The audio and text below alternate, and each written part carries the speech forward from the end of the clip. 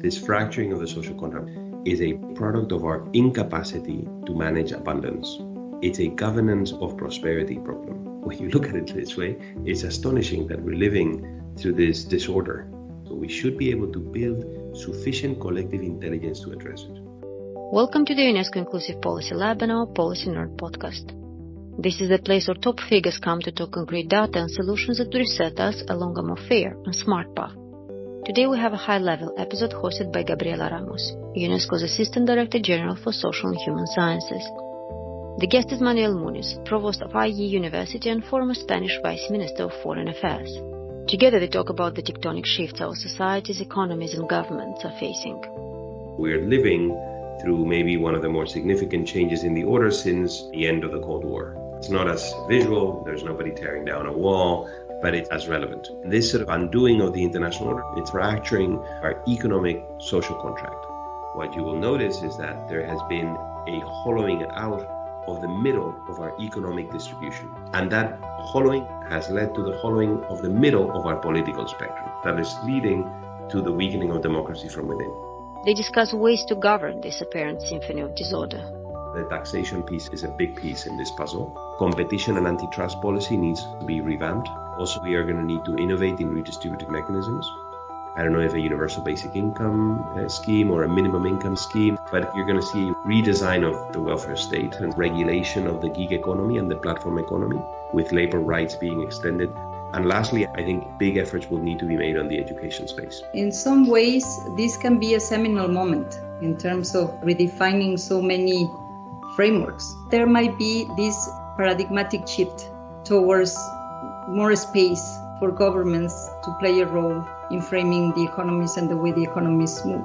They also warn that governments should step up to the challenge and be as complex and as agile as the times demand.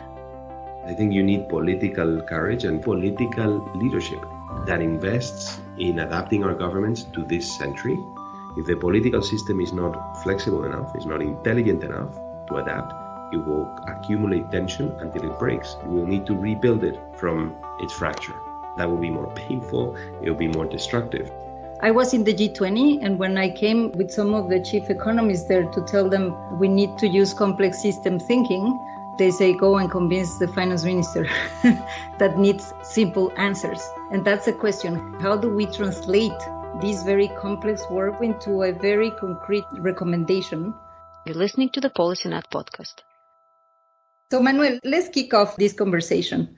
We are living in a time where major trends are really accelerating in terms of their development, but also in terms of their impact on our societies. The digital transformation, the inequalities, climate, demography. This is creating an environment that is difficult to handle, difficult to understand, and difficult to cope with. Could we just start with your analysis of how these things are developing and how you see the world today? Yes, so it's a very broad question, no? But it's a very interesting question to ask and to try to address. There is a symphony of disorder in the world today. So there are different notes in the concert of international politics and national politics, notes of change, of major, very important change.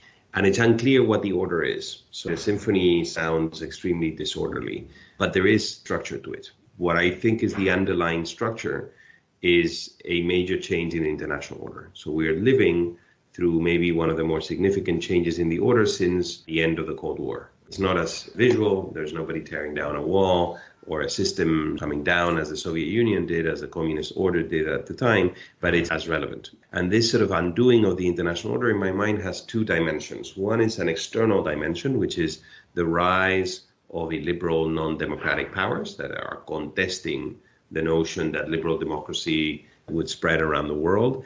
And then there is an internal dimension, the implosion of the liberal democratic order from within. And this is about the weakening of democracies from within. Now, why is this process of implosion occurring? And by the way, this is happening across the world. So this is the 16th or 17th year of democratic regression, depending on which study you follow. This is democracies weakening around the world, becoming more illiberal, some of them ceasing to be democracies altogether. So why is this occurring? I think there are many drivers, but if you ask me, the fundamental one is economic. It's about the fracturing of our economic social contract. And this is a product of a change in our productive structure, in our productive model and our economies. And if I could summarize it in one phrase, if you look at the behavior of advanced economies over the last 30 years, what you will notice is that there has been a hollowing out of the middle of our economic distribution. So middle income earners, wages have been stagnating or declining for that portion of our economy. And that hollowing of the middle of our economic distribution has led to the hollowing of the middle of our political spectrum. So these trends are highly correlated. And it is the politics of polarization that is leading to the weakening of democracy from within, because this is leading to the rise of political figures and political movements that are testing the resilience of our democratic institutions. The electoral process, the independence of judges, the legitimacy of the media, this is happening from within the system. So there is this process of weakening from within. So these are the notes of this symphony. This is happening in places in Europe, it's happening in the United States, it's happening across the liberal democratic world. And these forces, and I'll end on this, are in my mind much more damaging to the narrative that liberalism and democracy are universal than any external development that we have witnessed in the last 20, 30 years. It's this weakening from within that is truly consequential. I really think you made a great job at bringing together all these elements that in some other analysis are always segmented. But in that context, it seems that we need to be rethinking many of the frameworks that we have been using to produce policies and to think about what you also call the new social contract. Mm-hmm. And therefore, what would you think are the most needed changes of the current model? What would you prioritize to define what would be this new social contract? This is, in my mind, one of the most important questions that political scientists and economics need to answer in the coming decades. This is the question of our time. How do you bring sustainability back to the system that is clearly becoming very unstable politically, economically, and in many other senses? And by the way, this is a collective intelligence problem because it's not a scarcity problem. If you look in the aggregate, our societies have become much more prosperous in the last 20, 30 years. In the aggregate, we have just become much more unequal. In the United States, which actually throws some of the more aggressive figures of inequality, 70% of households saw no real market income increase in the last 3 decades, which is astounding because in those 3 decades, the US economy grew 13, 14 times. So clearly, growth is accruing to a very small proportion of the population. In the US, by the way, life expectancy is falling for a large number of folks, something that hadn't happened since the end of the Second World War. So this is extraordinary levels of social and economic fracture. But you can see it in Europe, the age at which people are being able to afford a home, the size of families is declining, not the desired size of families, the actual size, which is a social failure. This points to the fact that we are unable to provide people with opportunity. So what can we do? There's a number of things, and governments are trying. The symphony of disorder is accompanied by a disorderly symphony of solutions that are being tested. No, one is clearly, I think we need to make changes to the taxation system. I think digital activities have reduced fiscal traction. Governments have become much less capable of taxing some of these activities. In fact, the effective tax rate on certain types of corporations, particularly tech corporations and multinationals, has gone down by about 15 percentage points over the last 2-3 decades, not the nominal, the effective tax rate. So that has to change. In some jurisdictions, like in the US, also the income tax rate on individuals has become less progressive. It has become, in fact, regressive, which means that the highest income earners are paying less as a proportion of the tax. So I would argue that the taxation piece is a big piece in this puzzle so that we can continue to fund public services and redistributive mechanisms. Competition and antitrust policy needs to be revamped. The digital economy has oligopolistic or monopolistic forces within it. These need to be undone, and there's abundant evidence that this is the case, from market concentration, the decline in dynamism in our economies, the rate of churn, for example, in the US, which is the number of companies that are born and die every year in the economy, is the lowest it's been for 40 years. So that tells you dynamism is down. No, the M&A activity of major corporations has exploded. So I think we have an oligopoly, monopoly problem in some of these markets. I think that we need to revamp antitrust policy, which is built, by the way, for sectors where there's a price element. So a lot of the antitrust measures are predicated on the capacity of a company to dictate a price. But in the digital economy, sometimes there's no price. So this is a challenge for antitrust folks. I would argue we are going to need to innovate in redistributive mechanisms. I don't know if a universal basic income scheme or a minimum income scheme like the one that we've deployed in Spain, un ingreso mínimo vital is called, So I think you're going to see a revamping, a redesign of the welfare state. I think that will come. I think you're going to see also regulation of the gig economy and the platform economy, with labor rights being extended to the gig economy, because that's a part of our economy that has grown and part of our labor market that has grown without the protection of the normal economy. And lastly, and I'll finish on this, I think big efforts will need to be made on the education space, because a lot of the responsibility of adapting to the new economy, training people for the new jobs that are being created and others, lies on the education space. So a lot of the transition costs to this new economy can be reduced if the education sector does a good job in training folks for the new jobs. One last observation, I think you're going to see a much more active public sector in the economy. This is in advanced economies. You're going to see a new industrial policy being deployed aimed at creating middle-class jobs distributed geographically much more equitably than in the past. So this new role of the state is also, I think, going to be a semi-permanent feature moving forward. If you add all of this up, which is already happening in bits and pieces in different places, that is, if you ask me, the emergence of a new paradigm, of a new social contract. Nobody has yet drawn the whole picture, put the bow on it and said, this is what it looks like. But clearly everybody's trying, the US, Germany, France, Spain. I mean, everybody's in different ways trying to find a more equitable growth path. There are solutions that are being tested and being put in place. It's very interesting because in some ways, this can be a seminal moment in terms of all the challenges and what you are proposing in terms of redefining so many frameworks. The tax framework, the competition framework, particularly linked to the digital economy, which is something that is really pervasive and impacting all around. And I agree with you that there might be this paradigmatic shift towards more space for governments to play a role in framing the economies and the way the economies move. But I see that there is a lag related to the analytical underpinnings that are informing our policies to really move in a much more determined manner. We hear the cracks, we hear the outcomes, we kind of devise these solutions that you are telling us, but the analytical framework sometimes feel not fit for purpose. And you are the provost of this fantastic university, so how do we move in the intellectual front to debunk the notions and the dogmas that probably have also led us where we are, and to build something that is much more solid, intellectually speaking? So this is very tough because there are many, many different things that need to be activated and put forward to address the problem. No?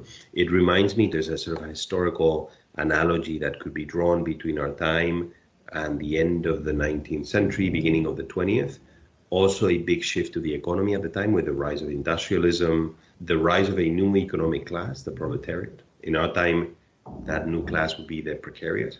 These are people that are underemployed, unemployed, subemployed, people that are employed but cannot make ends meet. The working poor. The working poor. Also at the time, beginning of the 20th century, that class manifested itself politically in the rise of fascism and communism that broke the system. There was a social contract fracture that was not tended to, that was not addressed, and that led to that flattening of institutions. And then after the Second World War, the emergence of a new contract, which politically was the extension of the vote, of the suffrage, and economically was the birth of the welfare state. Now, this is broad brush analysis. Now, the question is, are we going to be able to address the political manifestation of this economic change? It's an immense question. I mean, it's a structural question. Are we going to be able to find a new social contract before the fracturing of the institutions that preceded it? Are we going to display sufficient collective intelligence, or are the different bits and pieces of resistance and biases going to prevent us from doing this? Now, in terms of frameworks, I mean, when you look at the world and sitting at an academic institution, I say this to our students regularly, what are the forces shaping the environment and what do they require? No? So one is, in my mind, velocity. So we live in a world that is changing in many ways, in many fronts exponentially. That requires our capacity to do foresight. It forces us to look forward, to draw scenarios, to anticipate change. It is simply not enough to look backwards and to be focused on the past. So foresight and this developing a science of anticipation, a constant exercise of devising and preparing ourselves better. Preparing for what's to come is necessary when the world is changing at the rate as it is today. The second force in my mind is complexity. So we live in a world where problems are immensely complex, like the one that you and I have just described. And the solutions involve our knowledge in anthropology, in philosophy, in economics, in engineering, in political science. So complexity calls for interdisciplinarity, radical interdisciplinarity, and a systems thinking, which is a very tough thing to do, particularly when we have built our knowledge ecosystems in silos and areas of expertise. And the last that I would mention, the last force, is interdependence, which is this radical form of interdependence as a consequence of globalization and digitalization. And what's local now, it's global, and what happens in Wuhan is of relevance around the world, and what happens in Silicon Valley changes market dynamics in Rome and Istanbul and in Jakarta. So we need to have a global mindset that is also aware of local particularities. And that's difficult because you need to live in two spaces. So if you ask me, these three forces and these three responses will be fundamental when addressing challenges in the 21st century. Foresight, interdisciplinarity, and a global mindset, I think, are, in my mind, at least fundamental. And transversal to all of them, and I'll finish on this, by the way, is a humanist approach. And the centrality of the humanities as fundamental tools to manage this process of change, I think, is essential. So I would argue for those three responses and that transversal tool as a lens to address this. What I'm extracting from this very interesting conversation is that we need to revamp many of these issues to address them. One of the things that we are very proud of in partnering with DA at UNESCO and the MOS program is that we are actually looking at these issues of interdisciplinarity and moving away from simplistic frameworks. I was in the G20, and when I came with some of the chief economists there to tell them we need to use complex system thinking, they say, go and convince the finance minister that needs simple answers. And that's the question. How do we translate this very complex world we live with all the interactions? How do we ensure that governments that have a national mandate, but that live in a highly interconnected world, where they do not control many of the trends, investments or technology or capital, or how do we ensure that they do so in an effective manner? And then how do we deal with the elephant, which is the vested interest that might keep universities and thinking institutions very specialized, or might not allow for these kind of conversations to happen in the policy field? So to try to go into a very concrete recommendation, there is this gap between what governments are called to do, because they are the ones that are going to go for effective redistribution or not. They're the ones that enact the tax issues, the competition issues, the education issues. But there is also a capacity gap. And therefore, how do you equip the governments? It's good old-fashioned capacity building, no? Within the government, I think you need political courage and vision. I mean, you have served in government. I have myself as well. One of the clear readings of my time in government is that if there is political will and the willingness to invest political capital in something, the system can change. I mean, there are rigidities, there are complexities, as there are in any large organization. I never saw in my time in government in a foreign ministry, despite the reputation that our dear diplomats have as a very rigid sort of corporativist body, that was never my experience. They were always willing to adapt, but we need political leadership that invests in adapting our governments to this century, to this environment that I just described. And with investment and with commitment will come advances and modernization. And I'll give you a very specific example. I've worked in the past and I've worked with colleagues in the area of GovTech, technologies for public service. It's an immense field of innovation. So these technologies are both disrupting the jobs market, disrupting our market dynamics and competition, but they're also immensely powerful tools for public service delivery, for example, or for accountability and transparency and to fight corruption, or to facilitate democratic processes and consultations and to deepen democracy. So in the GovTech space, if there is commitment, I can tell you there are methods and there are systems that have been tested to allow governments to engage with the innovation and the entrepreneurial ecosystem in a very effective way. And that will provide governments with tools to be much more effective in their day-to-day work, which is also very important. So I think at the end of the day, we need politicians that are convinced that this is fundamental. We need a public that supports them in that endeavor in addressing these issues. And if that happens, I have no doubt that we will be able to navigate this.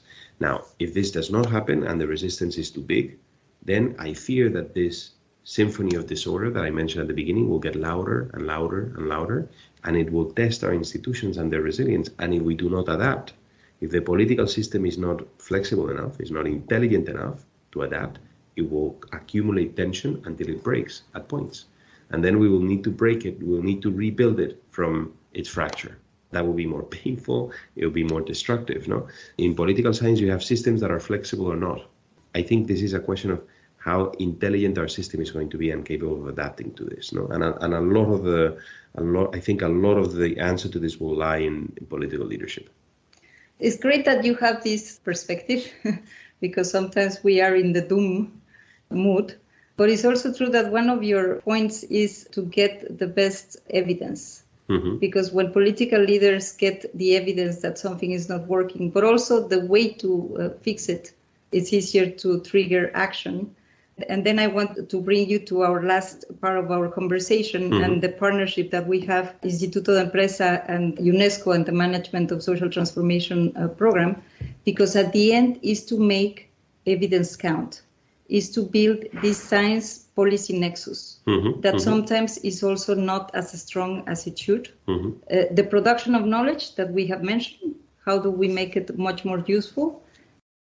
It's a privilege, and we are delighted to partner with UNESCO and to try to help UNESCO in advancing some of its key goals and initiatives, particularly in space of technology and society, both through supporting the recommendations on the ethics of artificial intelligence that UNESCO, in a very pioneering way, put forward and passed, the first multilateral global framework on the ethics of AI, which I think we now all agree was fundamental given the developments in AI and generative AI, and we're collaborating in that space to produce knowledge, to disseminate knowledge on the ethics of AI, to create communities that worry about these things. I worry personally about how we regulate the use of AI. I happen to think that this might be one of the most, if not the most important advancements in human history, generative AI and powerful AI systems. I think the effects of this in the management of complex issues, addressing complex problems, particularly in mm-hmm. the life sciences, medicine, and others, is going to be immense.